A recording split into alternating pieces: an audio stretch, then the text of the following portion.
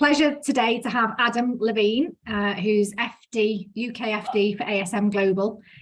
He's ACA Qualified Finance Director, and ASM are a venue management company, and they produce live events in, I think, is it 350 global venues? So that it's the likes of First Direct Arena, OVO Arena in Wembley, and the AO Arena in Manchester.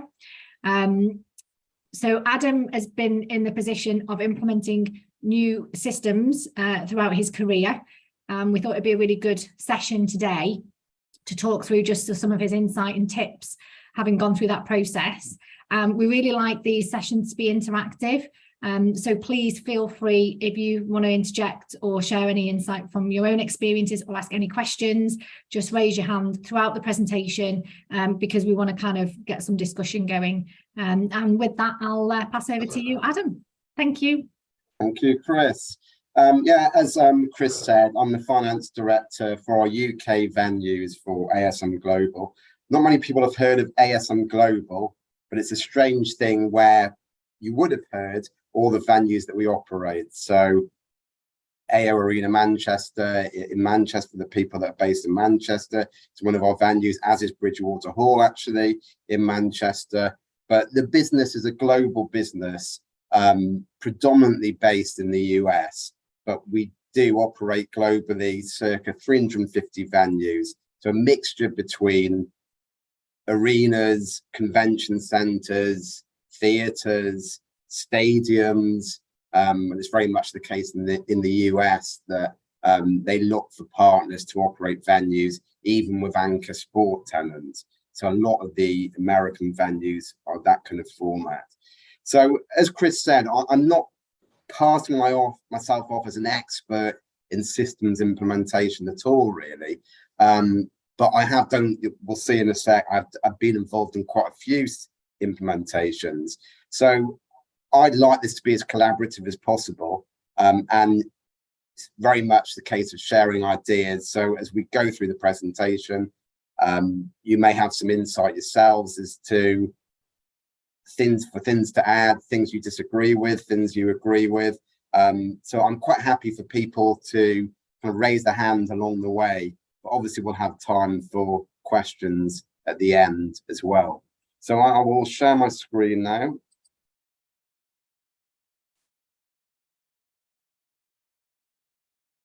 So hopefully you can all see that.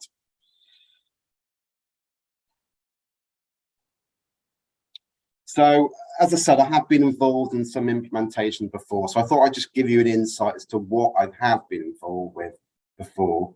So in an organisation I was part of, it was a retail financial services company based in London. It was an international organisation, so it had offices in a variety of countries globally. This project was an Oracle project. I wasn't on the project implementation team, but I was, in essence, the guinea pig territory where we implemented Oracle in the UK first. So I was very much part of the project for that very reason. And all the other territories followed. So we were kind of the learning curves in that respect. And that was an Oracle implementation, full ERP solution. The next big project I was involved with, this was very much me leading it, really. And this was in the last business I was in. That was a property management and property investment company, really specialising in very large scale student accommodation and property blocks. That choice was Microsoft Navision, and I fully led the implementation in that from a finance perspective. So, you know, I was involved in all aspects of the project then. And the latest one I'm involved with as we speak at the moment, ASM Global are going through a lot of system and technology transformation changes at the moment. I don't know, it should be D365, that, not M365. So they've already chosen Dynamics 365. I'm the kind of European lead on this project at the moment, and they've already done the first initial phase of rolling out Dynamics 365. The UK's next, that's the next phase. So we're starting this process off now. So a lot of what I'm going through in this project, we're in those kind of stages at the moment. So that is the Dynamics 365. So I think all the things I'm going to go through, to me, are probably relevant regardless of the sector you're in, the size of business you're in. People will have done things in slightly different ways. The systems people have implemented will be very different. And it may be ERP implementation, all modules as part of it. It may just be part of it. So it all will still be relevant, I think. We'll see as we go along. I think somebody may have not be on mute here, so I don't know if they can give some feedback. If they could try and go on mute. So the agenda I think you've got beforehand. So the first thing is identifying the need for finance technology change. This is probably the hardest bit, really, because it's that acceptance that you actually need to do something, and then not just accept you need to do something, actually say we are going to do something about this because we do need to put some change in place. So we'll look at that. Then obviously the next difficult bit is the minefield of what on earth do I go for here? So we will look at targeting the right system that suits your needs and your objectives from the project itself.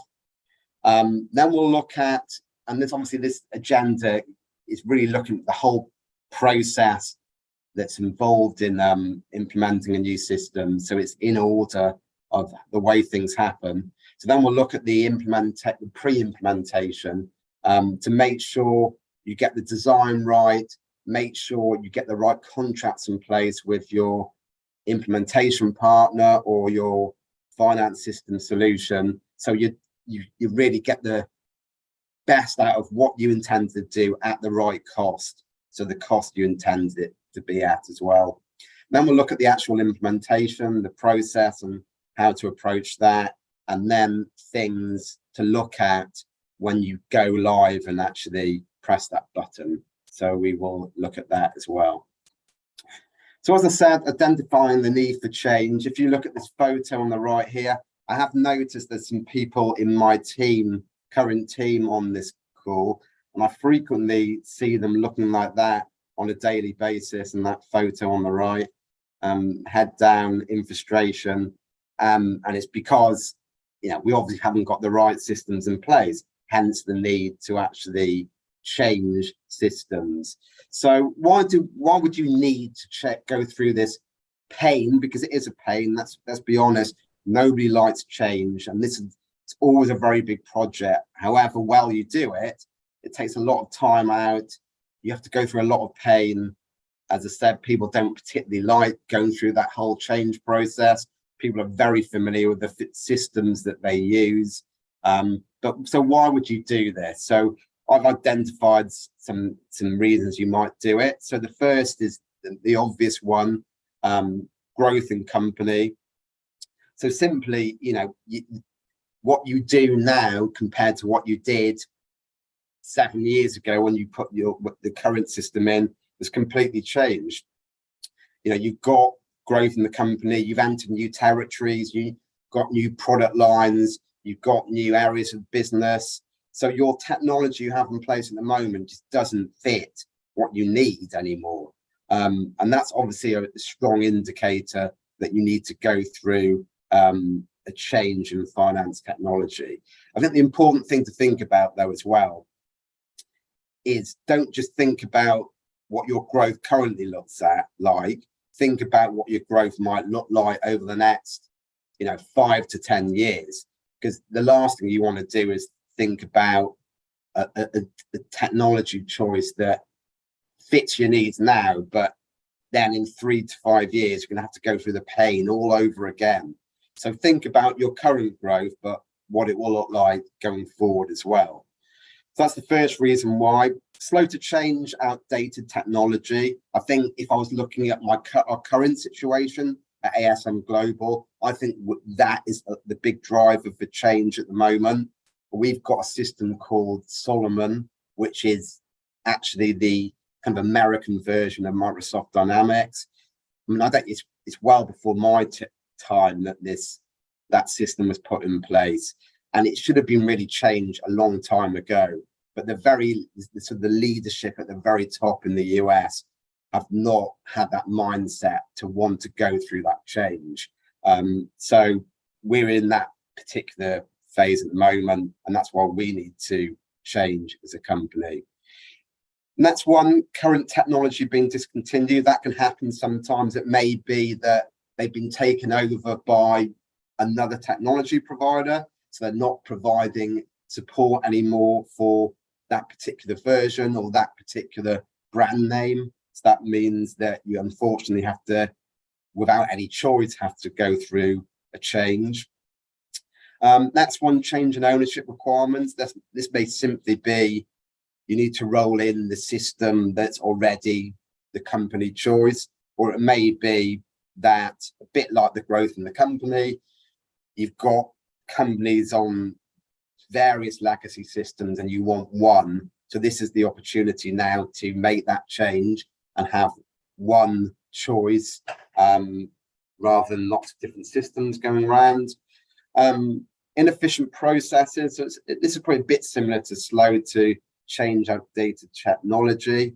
So, you know in your heart of hearts that the way you do things isn't efficient. It's very manual, and you're not getting the best out of technology. Let's be honest, we want people to be not carrying out manual processes.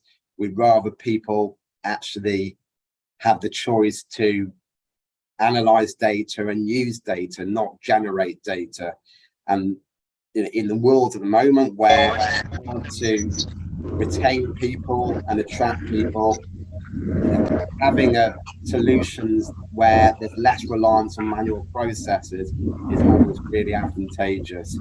And then the final thing is, you may just have a real problem with your current technology provider, and you just can't work with them anymore. So unfortunately, that means that you do need to make that change. So that may be another reason that you do that.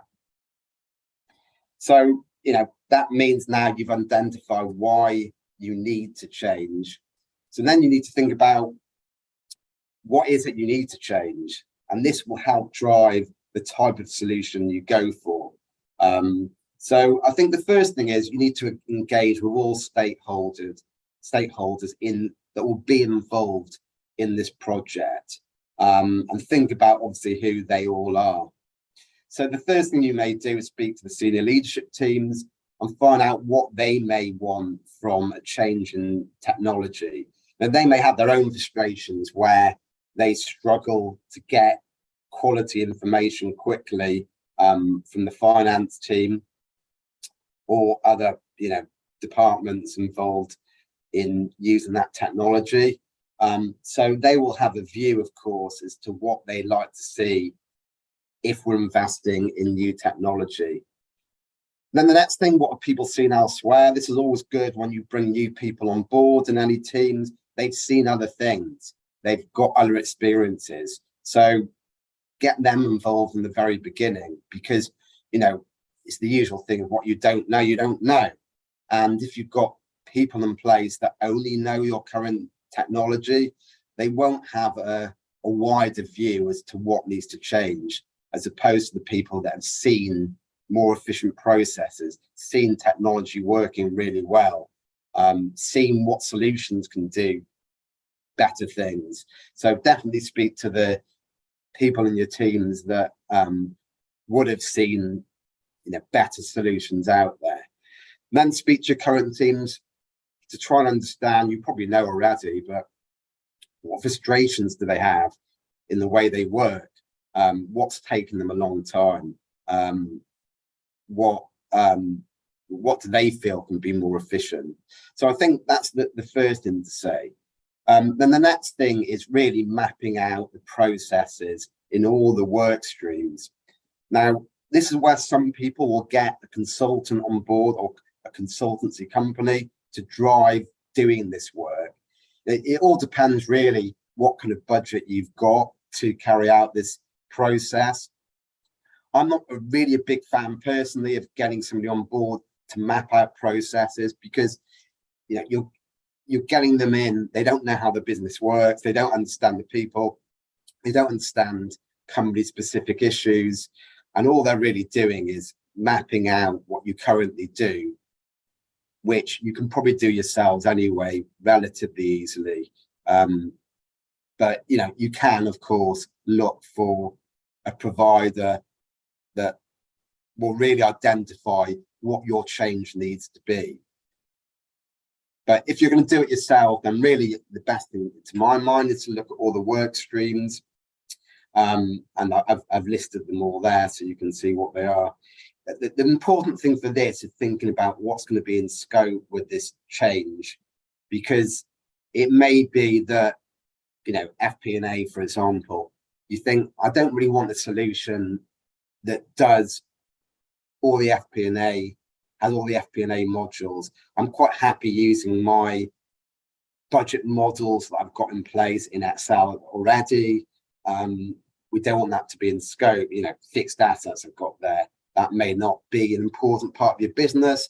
So, you may not need technology that's got really strong fixed asset functionality in there. For some businesses, that may be extremely important. But map out all the processes, do it with the teams that carry out the processes, map the whole end-to-end process, and work out along the way what is manual, what takes a lot of time, and that will help obviously drive to decide what you really want from a new system. So, to me, that's the way to do it. I think we'll get on to choice later. I think you need to look at this in one integrated ERP solution. I'm not really a fan of having multiple systems, even after all these technology changes, because I just think you're working with multiple providers. You keep having those debates as to what you store in what system and what you get each system to do. You obviously can get a situation where if you have issues, one technology partner will blame the other. You don't really know what is the cause of the problem. So I personally prefer one integrated solution to do everything. But there's obviously, we are at the moment going through changes where we've got, in essence, a reporting and FP&A system, which is going to be different from Dynamics 365. So it was a decision made at the kind of corporate level in the US, but I'm personally not a huge fan of that. But either way, obviously map through all those processes. Then the next thing to do is, you've got all those requirements, you've been through all the processes, you know what needs to change from what you currently got.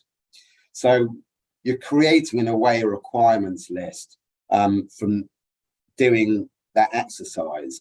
So that will help target what you need.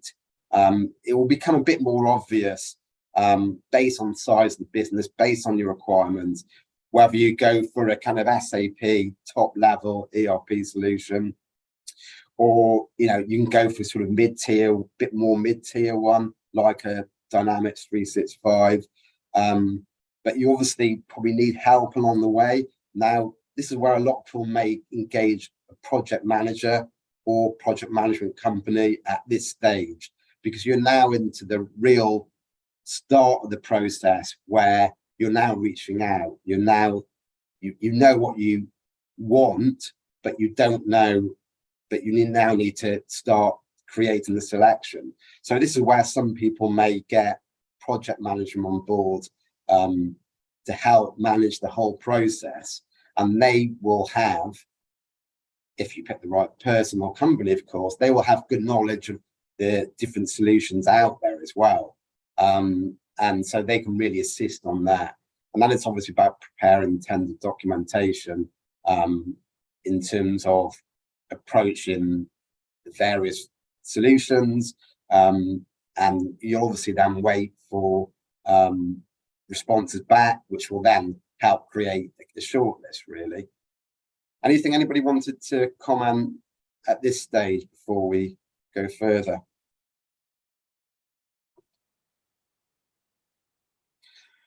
Okay, so now we've got into the stage where we need to select a new technology partner, a solution. So you need to really get the, maybe 3 people in, 3 solutions in, to do presentations at this stage, and make sure that you've got all the right people involved again at this process, because this is where the real process really begins now. You're starting to decide what you're going to pick. So it's good to get everyone engaged from the very beginning. So you'll get people in for presentations, get all the right stakeholders in to attend those presentations, create a scoring mechanism so you can evaluate them. So then you know that you're scoring people in a comparative way, in a consistent way.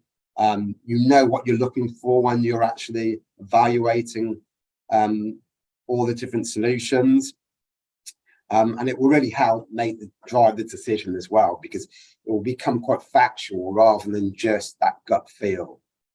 But make sure when you're getting people in to do the presentations that you've briefed them really well beforehand. So it's not just a true sales pitch. It's actually targeted at your company, at your industry, what your requirements actually are. So they will usually do demos which bring some of that knowledge in. They'll usually look to do that anyway. So when you're scoring them, when you're looking at the solution, it actually, you can get a feel for it more rather than, as said, doing a sales pitch on and seeing a demo for something which is not relevant to your company whatsoever in terms of sector or size or requirements. So make sure they're really brief beforehand as to what you want them to do in that presentation. So then you've obviously been through that process. You've scored everyone. You'll obviously have numerous discussions. Then you'll pick the one that you want. You've picked your technology provider. It will be obviously an implementation partner that is your partner in this. It won't be SAP directly. So you've then picked your solution. The next thing to do really is ask for a reference site visit. Obviously good to pick somebody which is quite similar to your business, and pick more than one. I think in my previous company, when we did the vision, one of the reference site visits was Butlins, which was quite nice, though we didn't get to stay there for a weekend. But we went there, had good conversations with them, and we had another company we visited too. So if you're doing that, which you should, find out from them obviously what went well, what didn't go so well, what frustrations do they have in the whole implementation process. But also think about how they're using their technology now, and again, what frustrations they have with how they use it now. So what could you learn from that in terms of your own implementation? How they're using it, which may give you ideas that you didn't even think about initially. So really have a good session with them as to what lessons you can learn from that system. And that we all know you're not going to be pointed at a reference site visit where they're not going to speak relatively highly of the product. So you're not going to change your minds at this stage. It's extremely unlikely.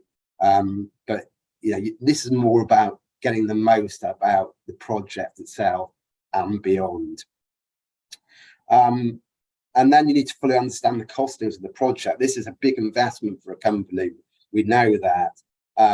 Make sure that in terms of a budget and how much it's going to cost, make sure it does include everything. Think about what other help you need. You may need to get additional resource in throughout the process. Make sure it includes that. What are the license requirements? How does the licensing costings work? Is there a return on investment in terms of putting this technology in? So make sure you fully understand the costing, because it's going to be really important, obviously, in terms of the sell to investors as to this big investment. But it's also going to be important as you go along in the project to make sure that you're sticking to that budget. Okay, and now we get to the stage where we're now in the pre-implementation stage. So you need to put together a project plan. This was obviously going to be, if you've got project manager involved, they'll probably look at this very closely and help you along the way with this. But when you're doing it, think about what else is going on in the business. So be quite pragmatic about that. If you've got budgets going on, then include it in the project plan. Put your month-end deadlines in. Put other deadlines in you've got. If you make sure they're in there, because that's going to slow down the process. Then consider any resourcing requirements you've got. As I said before, you may need to bring extra people in. It may be for a few months just to help keep things ticking along. So think about that. Create a project team as well with all the relevant stakeholders, and it's really interesting for people to be involved in this project. It's always a good experience for them. Other people have got better knowledge of processes and what they want from a system, and just the key person leading it. So create a project team, and the communication as ever in any of these things is really important. And that communication may be important for other departments too. It may not always just be finance. If you're looking at the procure to pay solution, it's going to impact all departments, not just finance. Then we look at the commencement of the actual project. So this is where you'll be quite heavily led by the implementation partner, in fairness. So the first thing you'll probably do is have different people call it different things. I've heard them called discovery sessions, day in the live sessions. This is where they're trying to understand what you actually do at the moment, because they need to understand whether that has an impact about how the system actually gets designed. Make sure that they're facilitated really well. Think about along the way when you're going through that again, make sure you communicate to them what the must-haves are, how you want things to improve. This is the as is at the moment, but you don't want as is to stay. So make sure you clearly communicate that. And I think it's just really where you're building a relationship with your implementation partner. So, embrace that relationship really and work really well with them on this. Once all that happens, they'll create a design specification document. This is where you really need to review it, because you want to make sure that represents what you discussed in these discovery sessions. You wanted to make sure that it meets your requirements and objectives for the project. And it's really all important, because anything that deviates from that as you go forward will be they'll charge you more for it in the implementation. So to make sure that you're hitting your budget cost, and it's the cost that they said at the beginning, make sure you read that design specification document, because that is the final agreement on what the design needs to look like. And that design needs to be really what you told them from the very beginning your objectives were. Okay, so the next thing is data migration, which is never a really enjoyable process, to be fair. It's where you're obviously getting all your data from old system in the new system. The important point of this is you would have by then designed or have got a new chart of accounts. So make sure you map where possible. It's really important to map from your old chart of accounts to new chart of accounts, because it's going to be important from data migration of transactions or however you do it. But it's actually pretty important for when you go live and you're telling, everyone's used to where to code certain invoices or whatever. This will give them a guide as to where it's going to be going forward. So make sure you do that, but that's obviously important from when you're mapping your data anyway, from old to new. This is an opportunity, obviously, to look at your master data for anything that isn't relevant anymore, especially suppliers and customers. So, have a look to see suppliers and customers that you haven't even used for, 18 months.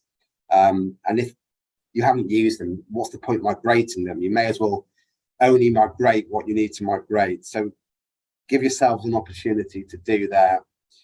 Also, you need to think about what is missing from your current data that will need to be in the new system. There will be things, because there'll be fields or data in the new system that you're not having to put in at the moment. So try and understand what that is, because you may need to do an exercise to try and generate that data, and you may need to approach suppliers and customers, for example. Then you need to think about how much history to migrate and how you migrate it. So in terms of history, I think personally, you usually want about 3 years data if possible, because you want comparative. The comparative may not be a typical year. So you may need 2 or 3 years to give yourself a good average. So you may want to go back 3 years. In terms of whether you're going to migrate balances or transactions, personally, I think transactions, because you've got less reliance then on your legacy system when you go live. But it may be that your implementation partner steers that the right way to go is balances, because it's just too much data to migrate. As I said, I personally think transactions is the way forward in that respect. And then just do the usual tidy ups, really, making sure your opening balances are kind of cleaned up, your purchase ledger, your sales ledgers and bank recs. Make sure you're getting rid of those reconciling items before you migrate. And finally, just then start thinking about what security access is needed. Then we get into the training. Now, I think this is really important to be face-to-face. We're going through this again at the moment, and I've seen that training done on Teams, which there was little choice really at the time. But I think face-to-face is better, because everyone's in the same room. You can see how people are struggling or moving. People move at different paces. So I think it's quite important for everyone to be in the same room together as you do this, and have people in the same room accessing the technology as you're doing the training. So make sure everyone's set up beforehand with the right access, with their laptops or whatever, and access to the system as you go along. There's no point just doing training where you're just watching something, because you're not really gonna, it's not gonna stick at all. No one's gonna remember what you did in that training session. And make sure that the trainer actually is good at training, not just the salesperson that was involved in the project from the beginning. So make sure they've got the right person doing the training. Then we get on to user acceptance testing. So this is really one of the last bits to do. So this is where you're testing to see everything that's been built is actually correct. So the first thing you need to do is design test scripts. And this is where you need to think out all the processes going forward that need to be tested. So you don't need to do many tests for each test script, many examples. Just do 2 or 3, but think about all the different scenarios in an accounts payable process. What are those different types of things that will need to be looked at? And make sure they're all on the test script. I think do UAT almost straight away after training, so time them very closely, because UAT is basically another training exercise. This is the first time people are properly using the system. So that's why it's good to do it as near to the training as possible. Make sure everyone's documenting everything when they're running through those test scripts. Don't just have it in somebody's head, because you want to make sure that everyone's documenting things that have worked, but more importantly, things what haven't worked, because that needs to be properly communicated back to the implementation partner so they can make changes. Because if it doesn't work now and you haven't communicated it, it won't work when you go live, and that creates problems then. So then we get on to, obviously, the go live. You've done all the testing, you've signed everything off on the test scripts. Everything's changed where it didn't work in those test scripts. So then you're in, the do we go live here. I'd say don't be afraid to change maybe the scope of the implementation, even in this stage. So when I put Microsoft and the vision in, it was quite clear that it was going to be a lot to put in all at the same time. So I decided to not put the procure to pay in at that time and do it further down the line. We weren't going backwards really by making that decision. So it really helped make sure that the implementation went well. So don't be afraid to change things even at this late stage. This is where you may need to communicate with external parties, especially suppliers, because there may be delays to paying them because you've got a new system and you've got teething problems. I'll get invoices that may look different. So make sure you communicate to them at this stage and write to them, telling them what's actually going on. Pick a sensible go live date, because it needs to work for the business. And put here parallel running, not real likely scenario. It's unlikely that you would do that, really, because it's just too much work, and if you've done everything else previously correct, you should be okay. And so I'm rushing through now, so I'm now sort of overrunning a bit, so apologies about that. So post go live, make sure you've got the support partner, the implementation partner with you when you go live, because there's going to be loads of questions you're going to have at the very beginning. You want them around you when that happens, so make sure they're actually on site ideally, and when that happens. Really important to create an issues log, so you're documenting all the issues you've got, and then have regular meetings in the diary that may be 3 times a week to go through that issues log as you go along, and that will just eventually dwindle to much less than 3 times a week. And then you need to think about when they come off the project, your implementation partner, your project manager, your additional resource. Think of when they're all exiting the project. You then need to think about what support you need for your legacy system, because theoretically you can get rid of that now and save some costs. So think about when that can happen. And then going forward, maybe keep talking to other customers or other companies that are using the same system. Great user groups if necessary. It's quite good to share experiences going forward with that, and then revisit if needs be any future phases you didn't get to in that stage. And then you've gone live, you can party, and then hopefully your life's made much easier. So that's all. That was my presentation. Again, apologies, I know I've sort of overrun a bit, but there's obviously a good opportunity for any questions, really. That was brilliant. Thank you, Adam. Very detailed. And yeah, I guess it's a good roadmap for people who are going through the process. Anybody got anything they would like to add? Any questions? Hi, Adam. Thanks for that. Do you find you're using just one solution that's for every part of the business, or are you finding you use sort of bolt-on bits of software for different elements, like say AP scanning, sort of AP process or something like that? So I think I mentioned it before. I'm not a fan of multiple systems to do different processes, because I think, as I said, it means you're working with lots of different providers. You never really understand when something goes wrong, what solution to look at. And it's hard to know sometimes what to put in what system and what to do a particular system. So where possible, have one solution, I would say.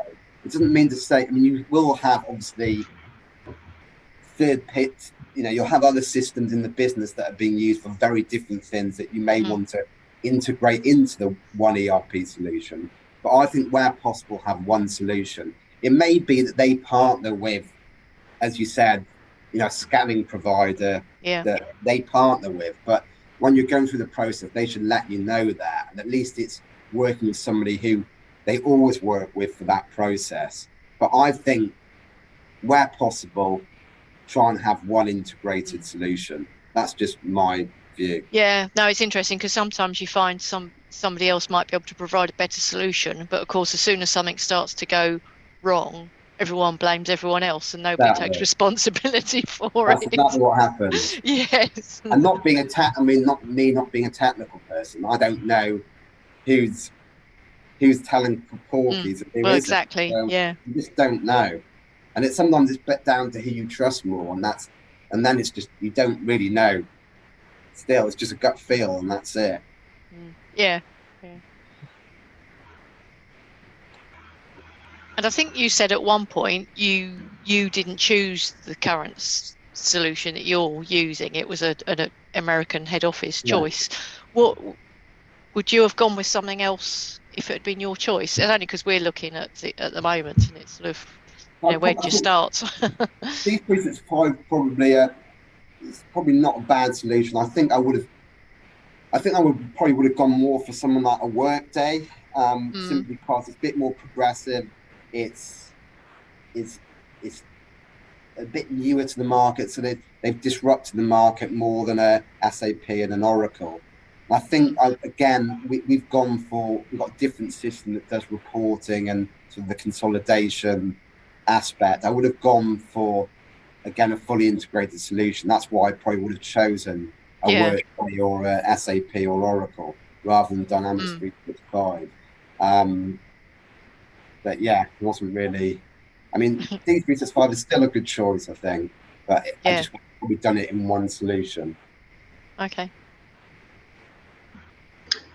Hi, Adam. It's Aidan Rose here. I was surprised by your comment actually about the level of transactions that you would migrate the data. You basically look to try and take transactions, potentially up to 3 years worth of transactions.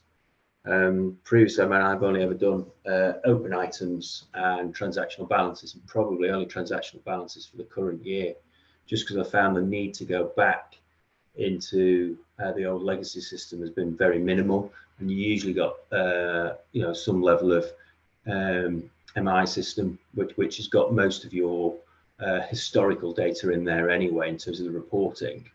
So do you find that with your business that you are going back quite a lot into those transactions from previous years? Because it seems a lot. So on that, we are actually going to be only loading transactions, and that's it, and balances, and that's it. So the advice we've got for this is exactly as you said, Aidan, to be fair. But I slightly disagree, only because, well, firstly, we're in a slightly unique situation. In the industry we are in, ASM Global, our COVID impact was absolutely enormous. So our only comparative year really is 2019. So that is a big reason why I would go back to 2019 for that. So you've got a good comparison, and that's why I said it in my presentation. You need to decide whether, if your comparative is a really good comparative and you don't really have that much disparity from 1 year to the next, you may just go back 1 year. In terms of transactions, that's just my preference really, because I think sometimes it depends on the timing of it, but you obviously got an audit down the road, which means you need to go to a new system, the old system. So you need transactions really for that. So that's one thing. If balances do it for you in terms of what MI you need, then go for balances. But what you just want to avoid is reliance on the legacy system, because you want to ditch it because it's costing you money for the start. So you don't want to rely on it for that reason. So you want less people to have to go into the legacy system for that reason too. you also have got an issue where if you're onboarding new people, do you have to train them on the old system and new system? You don't really want that. You just want to onboard them in the new system. So I think I'm probably being Aidan, really, my choice of transactions in 3 years is basically saying we haven't really got an excuse to have to go into the old legacy system anymore. But in fairness, the advice we've been given is do balances and go back not long at all. So, what you're saying is also probably right. Yeah, I guess it's horses for courses really in the scenario, isn't it? Same as what you talked about master data later. I think whenever I've done it, master data has usually been one of the first parts that I would look as part of the selection process, is making sure that the master data that we're working with will actually work with the provider, and that they can manipulate that master data within the system and cope with the volume. I think that's good advice, really. Because that's where you dig your right, start to identify issues when you've gone through. So I think that is probably a good idea to go through it at an earlier stage. I agree. Can I add to the transactional side of it? Going back, as someone who came into the business about 6 months after they implemented a new system, having 2 years of the actual transactions has been super useful. Yeah. I think it really depends on the staff turnover and the actual, like you say, you don't want to train people up on the old system, but equally you want them to have access to information should they need it. Now, in the last 18 months since I've been here, we've got a completely brand new accounts team, and we are 2 years into a brand new accounting system. So it's been all change, and having that information there has been invaluable. Yeah, it is a comfort blanket, isn't it? There's no doubt about it. But you'll be pushed not to do it from your implementation partner. But yeah, as I said, it means you don't have to rely on going into the old legacy system as much. I think it's that discussion, is it? Is how much are you actually going to have to go into the legacy system? When in your scenario, you clearly are finding that you do need to do that. Certainly when I've done it, we haven't. It's been quite minimal. It's been very light touch. So we've only needed a few, read-only access licenses, really.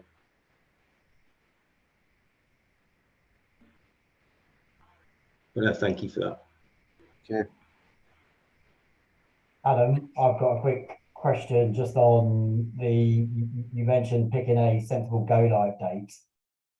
The one that popped into my head that feels the most sensible would be a year-end date, but also then you sort of stand back and go, well, actually, is that the worst possible time to do it given everything that's going on? So what's yours and everyone's experience of picking the right date?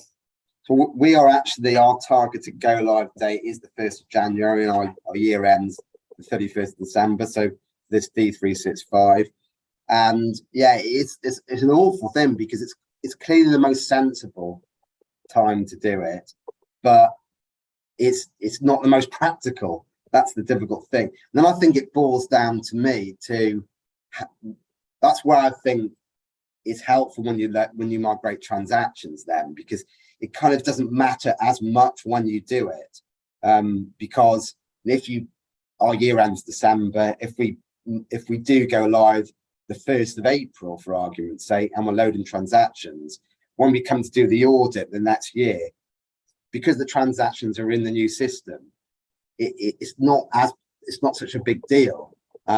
So it's clearly the most sensible is the first day of the next financial year, but it's just, is there too much going on to make it practical? Because the last thing you want to do is pick a date where it's just not going to work from a practicality perspective, and then it goes wrong. So I just, to be fair, I welcome other people's views on that as well.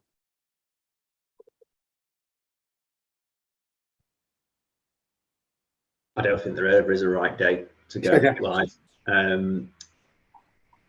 I've always tried to steer clear of year end. I've tried to do, or I've done it previously where it's been kind of like 2 months before year end, so like period 10, and then you get 2-3 periods of running in at the end of that financial year. So then when you roll into the following year, you've got like a full year to go, but you've got a lot of your balances are already preloaded. So you've got like a full year of balances in there. But again, it's just one of those that there isn't a right or wrong answer with this. It's what the business can cope with. Year end is a really tricky time for resourcing. So it just then depends on what you can cope with. Great. Thank you.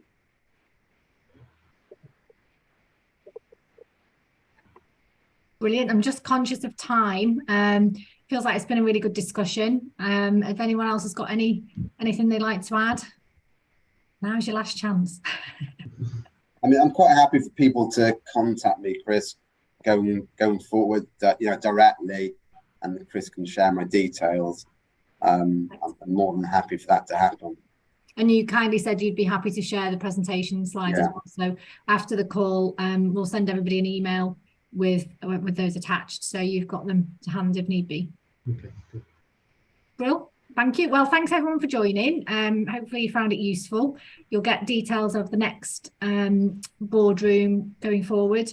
The only other thing to mention, you may well be aware, we've got the FD and CFO network on the Guild app, where you can post questions, ask for recommendations, and it's a really good resource for sharing information and getting insight from other finance directors and CFOs. So with that, we'll close. Thank you so much for your time. Thanks, Adam. It's been really informative. Really appreciate you taking the time out both to prepare and deliver the presentation today.